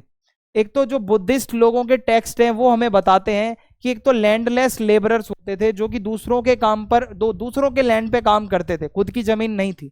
फिर स्मॉल फार्मर्स थे जिनके खुद के छोटे छोटे प्लॉट्स होते थे। फिर आते हैं बिग लैंड ओनर्स, ठीक है, जो बड़े बड़े जमींदार थे। तो ये दो तीन तरीके के लोग थे सोसाइटी में, गांव में, जो कि हमें बुद्धिस्ट टेक्स्ट से पता चलता है। अब एक बॉक्स है आपकी एनसीईआरटी में जिसकी हेडिंग है गृहपति। तो गृहपति का मतलब होता है ओनर, घर का मालिक, घर का मुखिया, जो कि पूरे घर को कंट्रोल करता है, घर की महिलाओं को, घर के बच्चों को, घर के मजदूर जो वो नौकर चाकर हैं सबको, ठीक है। और he was also the owner of the resources, जितनी जमीन है, जितनी जायदाद है, जितने जानवर हैं, वो सारे के सारे घर के चीजें वो गृहपति के नाम की होती हैं। समटाइम्स इस टर्म को यूज किया जाता है जो ऐसा इंसान जो बहुत एलीट है, जो बहुत अमीर है, बहुत वेल्दी मर्चेंट है, उसको भी गृहपति कहा जाता है। तो संगम लिटरेचर, मैं आपको अगर दोबारा से लेके चलूं साउथ इंडिया की तरफ, तो वो हमें जो तमिल लैंग्वेज में जो तमिल हिस्ट्री मिलती है साउथ इंडिया की, वो बताती है कि दो तीन तरीके के जो है गांव के लोग होते थे। एक तो होते थे वेलालर। वेलालर कौन थे? बड़े बड़े लैंड ओनर्स जो बहुत अमीर फार्मर्स थे। दूसरे थे उजावर। उजावर वो थे जो कि रेगुलर फार्मिंग करते थे, प्लॉमैन थे। फिर आते हैं अधिमाई। अधिमाई वो लोग थे जो स्लेव होते हैं, जो लेबरर्स हैं, जो बॉन्डेड हैं, जो कि किसी के लिए मजबूरी में काम कर रहे हैं, पैसे भी नहीं मिल रहे हो सकता है। अब अगला टॉपिक है लैंड ग्रांट्स। होता क्या था, किसी को जमीन में, जब आप जमीन किसी को दान में देते हो तो उसको लैंड ग्रांट कहते हैं। तो अर्ली सेंचुरीज में ही आपको ये लैंड ग्रांट्स देखने को मिलते हैं। ये ग्रांट्स जो होते थे, इसको जब किसी को दान किया जाता था किसी जमीन को, तो वो इंस्क्रिप्शन में लिखवाया जाता था कि इस राजा ने इस बंदे को ये जमीन दान में दी है। ये लिखवाने का काम पत्थर पे होता था या कॉपर प्लेट्स पे होता था।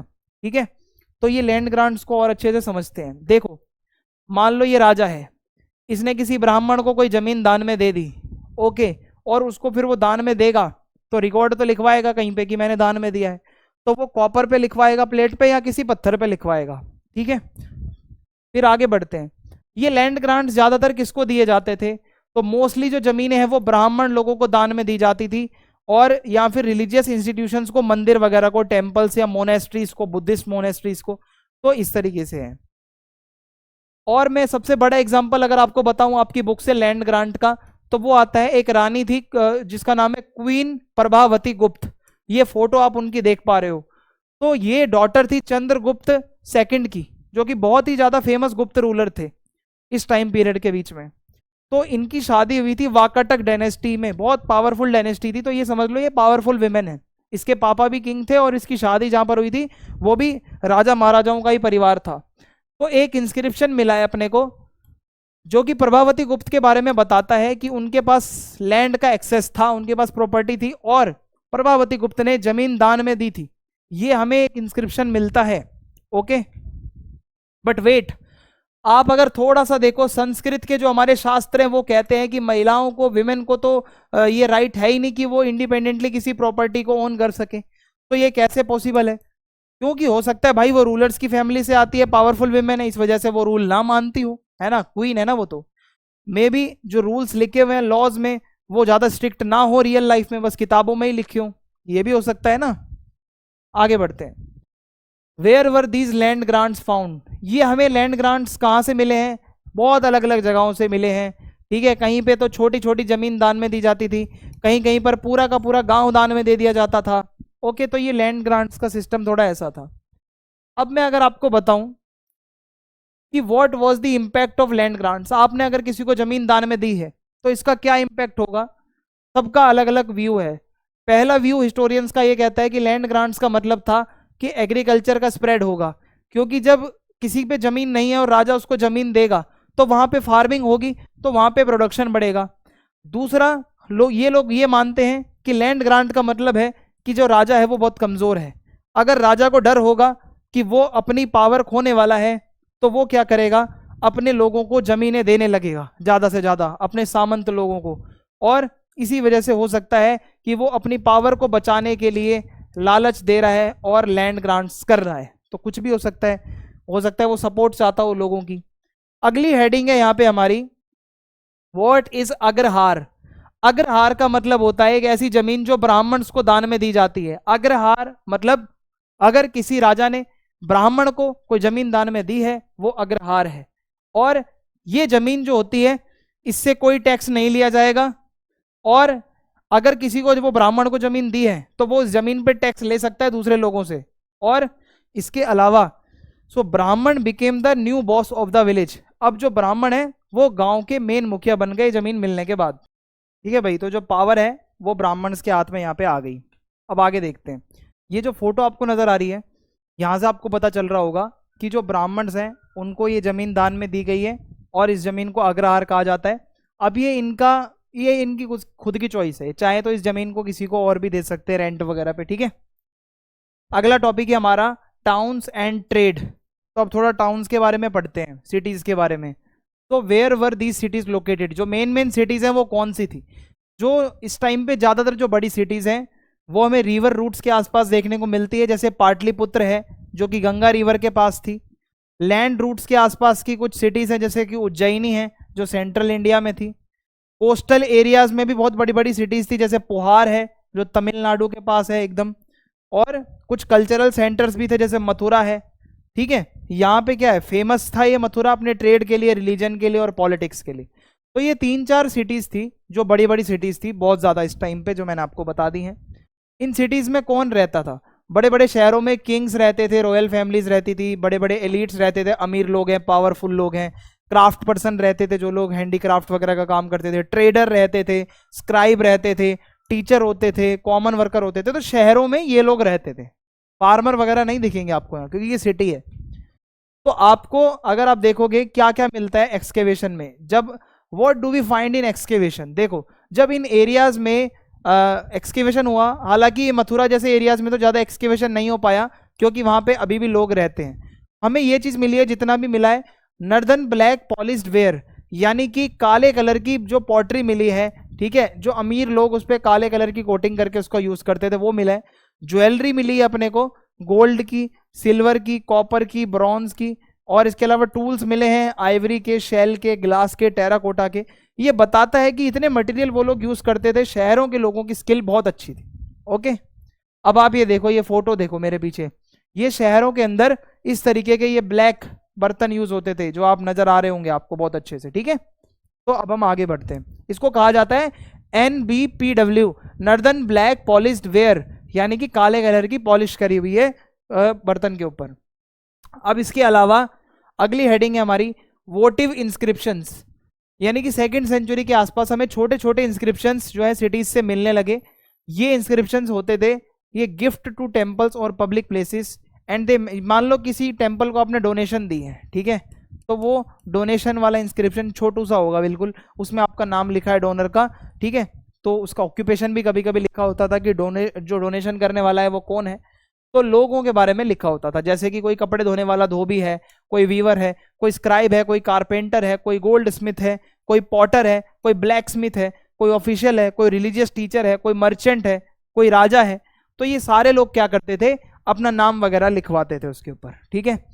फिर आता है एक टॉपिक गिल्ड या फिर श्रेणी।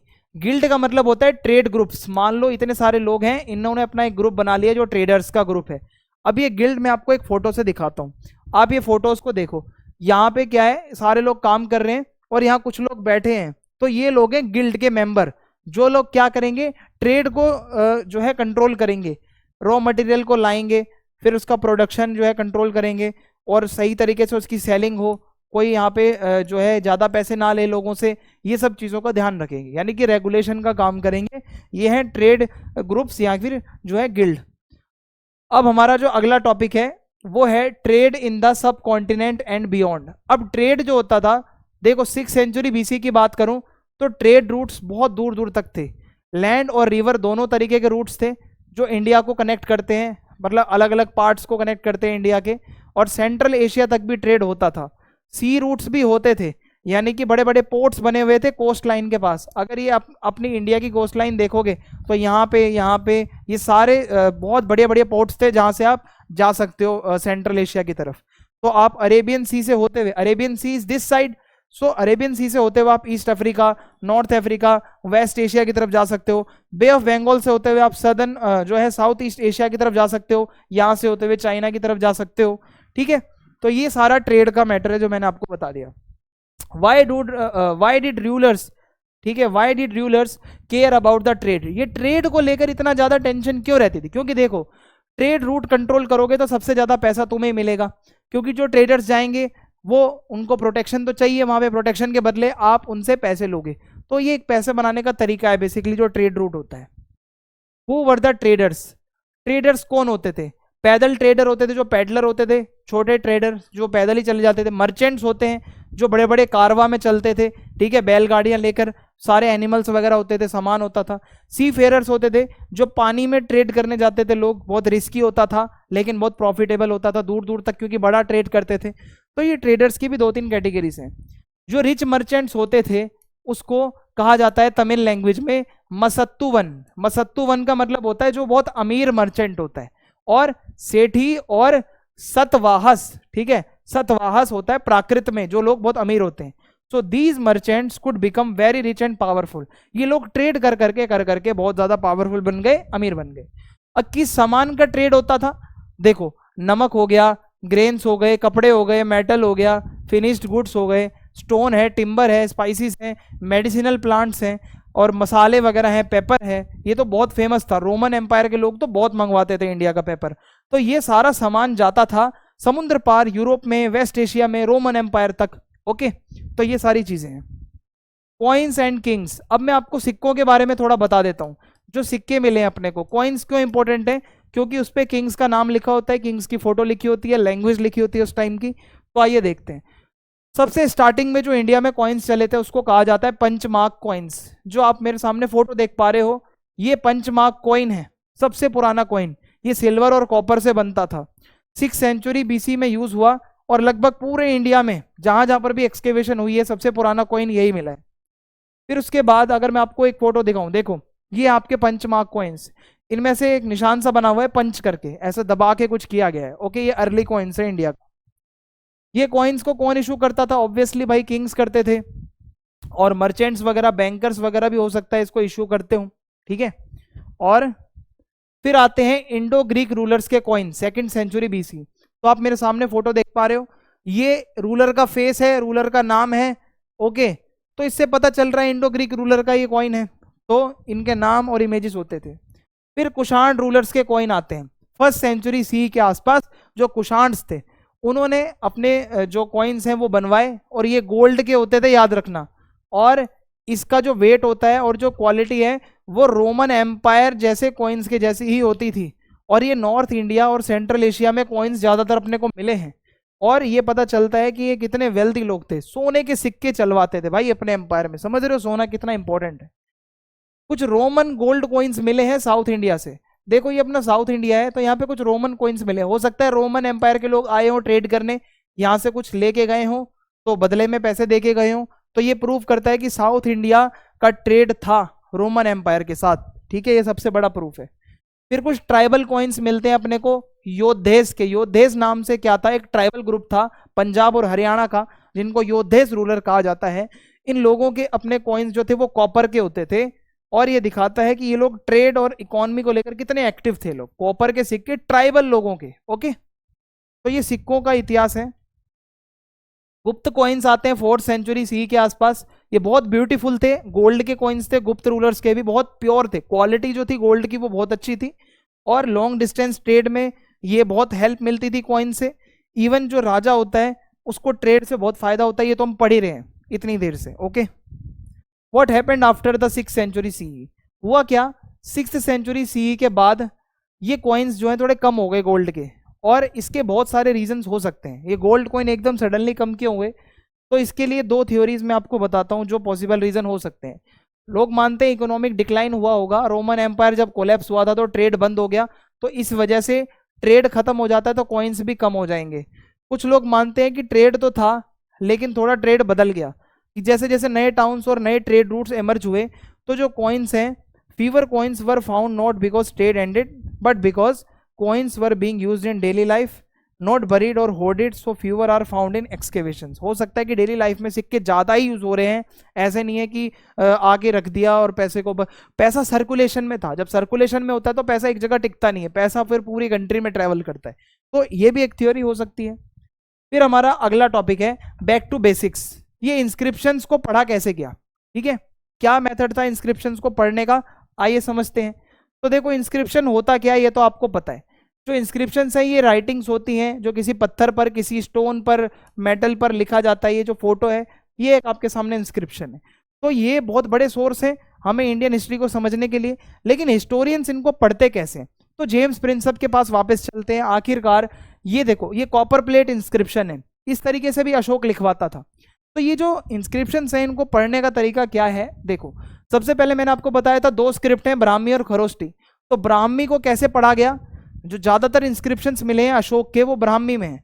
तो आज मोस्ट जो लैंग्वेजेस हैं जैसे हिंदी, बंगाली है, उनकी जो स्क्रिप्ट है वो ब्राह्मी से ही कहीं ना कहीं कनेक्टेड है। तो अगर आज का कोई विद्वान इसको पढ़ता है तो वो समझ लेगा। तो स्कॉलर्स ने क्या करा, 1700s के आसपास यूरोपियन स्कॉलर ने इंडियन पंडित लोगों को साथ लेकर कंपेयर करा जो देवनागरी स्क्रिप्ट है आज की और जो पुरानी स्क्रिप्ट है उसको मैच करके वर्ड्स का मीनिंग निकाला और धीरे धीरे धीरे धीरे ब्राह्मी स्क्रिप्ट को पढ़ा।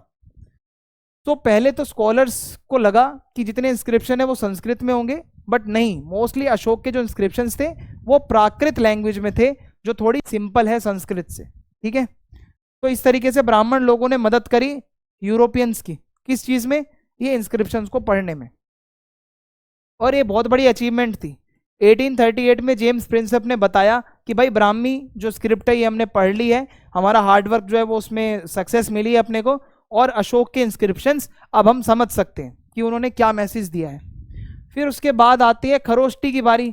खरोष्टी आपको पता है नॉर्थ वेस्ट रीजन में थी, तो नॉर्थ वेस्ट रीजन के लिए आपको थोड़ी सी इंडो ग्रीक जो कॉइन्स हैं उसकी भी स्टडी करनी पड़ेगी, ग्रीक लैंग्वेज को भी पढ़ना पड़ेगा, तो ग्रीक स्कॉलर्स को भी बुलाना पड़ेगा। तो अब जो खरोष्टी स्क्रिप्ट है, जो बहुत पुरानी स्क्रिप्ट, देखो आप फोटो में देख पा रहे हो, ये खरोष्टी है। तो इसको समझने के लिए आपको स्कॉलर्स बुलाने पड़ेंगे जो थोड़ा इससे मिलता जुलता जानते हो। तो ज्यादातर जो कॉइन्स मिले हैं अपने को, जो ग्रीक और खरोष्टी में ही मिले हैं। तो जिन लोगों को ग्रीक आती है उनको बुलाया गया। तो जैसे एक नाम है Apollodotus, appeared in both helping to identify letters, चाहे खरोष्टी हो चाहे ग्रीक हो, अपोलोडोटस नाम दोनों में सेम है। तो ऐसे ही ग्रीक स्कॉलर्स को बुला के पढ़वाया गया। जेम्स प्रिंसेप ने ये देखा कि खरोष्टी इंस्क्रिप्शंस जो है प्राकृत में भी लिखे हुए हैं, तो इस वजह से और इजी हो गया इस वाले स्क्रिप्ट को भी समझना। तो इसने दोनों तीनों सारे स्कॉलर्स बुलवा लिए और सब पढ़वा लिया। अब अगर मैं आपको बताऊं कि इंस्क्रिप्शन से बहुत कुछ पता चलता है, let's take the example of Ashokan inscriptions. तो क्या अशोक अपना नाम लिखवाता था? तो नहीं, ज्यादातर इंस्क्रिप्शंस में उसका नाम नहीं है, वो पियदस्सी लिखवाता था। ठीक है, अपना नाम पियदस्सी लिखवा देता था और टाइटल यूज करता था, जैसे देवान पिय। ठीक है, देवान पिय यानी कि बिलव्ड ऑफ द गॉड, भगवान का प्यारा, या पियदस्सी यानी कि जो देखने में सुंदर हो। अपना नाम ना लिखवाकर वो कोई बढ़िया सा टाइटल लिखवा देता था। तो हिस्टोरियंस को कैसे पता चलता है कि ये इसी रूलर का है नाम? ठीक है, इसी का निकनेम है। तो वो लैंग्वेज देखते हैं, उसका लिखने का स्टाइल देखते हैं, उसका कंटेंट देखते हैं, बस पता चल जाता है अशोक का ही था। ठीक है, तो इस तरीके से है। उनकी राइटिंग की टेक्निक कैसे है वो देखते हैं, अगर सारी चीजें मैच कर जाती हैं तो बस समझ जाओ कि ये उसी रूलर का लिखा हुआ है। क्या इंस्क्रिप्शन हमेशा 100% सच होते हैं? तो देखो, नॉट ऑलवेज। हिस्टोरियंस को हर स्टेटमेंट को अच्छे से क्रॉस चेक करना होता है कि क्या वो सच है या नहीं है, क्या ये पॉसिबल है, क्या ये एग्जेजरेटेड है, क्योंकि देखो रूलर्स लिखवा रहे हैं तो वो कभी अपनी बुराई तो लिखेंगे नहीं उसमें। अब मैं आपको लिमिटेशंस बताऊंगा इंस्क्रिप्शंस की, कि इंस्क्रिप्शंस हमेशा अच्छे नहीं होते, उनमें कमियां भी होती हैं। तो जो इंस्क्रिप्शंस है ना, इनकी कमियां क्या है वो मैं अब आपको बताऊंगा। Inscriptions are very useful for understanding history, लेकिन कभी कभी इसकी कुछ प्रॉब्लम्स भी हैं, कुछ गैप्स आ जाते हैं जो अपने को समझना बहुत ज़रूरी है। तो सबसे पहले कुछ टेक्निकल प्रॉब्लम्स आ सकती हैं। जो उसके ऊपर लेटर लिखे होते हैं वो कभी कभी फेंट हो जाते हैं। मान लो कोई इंस्क्रिप्शन है तो उस पर कुछ लिखा हुआ है, वो धुंधला सा हो जाता है, डैमेज हो जाता है, तो बहुत डिफिकल्ट हो जाता है उससे उसका एग्जैक्ट मैसेज क्या है वो समझ पाना। फिर है कि मीनिंग नहीं समझ आता कभी कभी कुछ वर्ड्स का। ठीक है, कि their meanings are not always clear, क्योंकि बहुत सारे स्टोरियंस कोशिश करते हैं उसको समझने की, लेकिन उसकी लैंग्वेज कुछ और होती है, फिर उसकी अलग अलग इंटरप्रिटेशंस निकलती है, अलग अलग उसकी एक्सप्लेनेशंस निकलती हैं, तो मीनिंग कभी कभी सेम नहीं होता। Not all inscriptions are deciphered. अभी हमें जितनी लैंग्वेजेस आती हैं उतनी ही तो पढ़ पाएंगे ना, इंस्क्रिप्शंस तो बहुत सारे निकलते हैं। तो thousands of inscriptions have been found, लेकिन सभी को तो हमने रीड नहीं किया, not all are readable, so many are not yet translated. आज तक कईयों की तो ट्रांसलेशन ही नहीं हुई है, उन पर रिसर्च चल रही है। Also many inscriptions from the past have been lost, बहुत सारे इंस्क्रिप्शंस तो खो भी गए हैं। तो जितना भी अपने को है वो आज की डेट में मिल रहा है वो बहुत छोटा सा पोर्शन है, हो सकता है और भी बहुत सारे इंस्क्रिप्शंस रहे हो जो खो चुके हैं, तो ये भी एक दिक्कत है। और इन्फॉर्मेशन कभी कभी पूरी नहीं मिलती, क्योंकि इंस्क्रिप्शंस यूजुअली राजाओं के बारे में, उनकी विक्ट्रीज के बारे में, लैंड ग्रांट्स के बारे में, डोनेशंस के बारे में ही बताते हैं। कॉमन लोगों के साथ क्या होता था, कॉमनर्स के साथ क्या होता था, ये इंस्क्रिप्शंस में नहीं पता चलता, तो ये भी एक गैप है ना। But they do not talk about, क्योंकि इंस्क्रिप्शंस में डेली लाइफ कैसी होती थी लोगों की वो नहीं है, जो रोज की जो चीज़ें हैं, फार्मिंग है, फेस्टिवल है, स्ट्रगल्स हैं, वो सब नहीं है। तो हमें बहुत सी रियल लाइफ की जो लोगों की जो नॉलेज है वो मिस है, तो इंस्क्रिप्शंस में ये चीज़ों की कमी है अभी भी। और कभी कभी ये पता चलता है इंस्क्रिप्शंस बहुत बायस्ड होते हैं, एक ही पीओवी से लिखे जाते हैं। इंस्क्रिप्शंस यूजुअली जो है वो राजा या फिर जो डोनर है वो अपने हिसाब से लिखवाता है, वो इंस्क्रिप्शन में वही चीजें लिखना चाहते हैं जो उनको पसंद है। तो दीज आर ऑफन प्रेजेस, ज्यादातर तारीफें ही हैं राजाओं की, कभी भी राजा की बुराई इंस्क्रिप्शन में नहीं लिखी जाएगी। तो ये बहुत बड़ी कमी है इंस्क्रिप्शंस की। ओके, अगर मैं आपको बताऊं, इसीलिए जो हमारे जो हिस्टोरियंस होते हैं, that's why historians compare inscriptions with other sources. सिर्फ इंस्क्रिप्शंस पे ही हमें ट्रस्ट पूरा नहीं करना चाहिए, हमें बाकी की चीजें भी पढ़नी चाहिए, जैसे स्टोरीज हैं, बुक्स हैं, आर्कियोलॉजिकल चीजें हैं। फिर सारी चीजों को बैलेंस करके, रिसर्च करके फिर एक कंक्लूजन पे आना चाहिए, जो कि हमारे हिस्टोरियंस करते हैं। तो इसी के साथ वीडियो खत्म। प्लीज आप फीडबैक जरूर लिखना यार, और वीडियो को लाइक करना अगर पसंद आए, चैनल सब्सक्राइब करें और वीडियो को अपने दोस्तों के साथ शेयर करें। जय हिंद, जय भारत।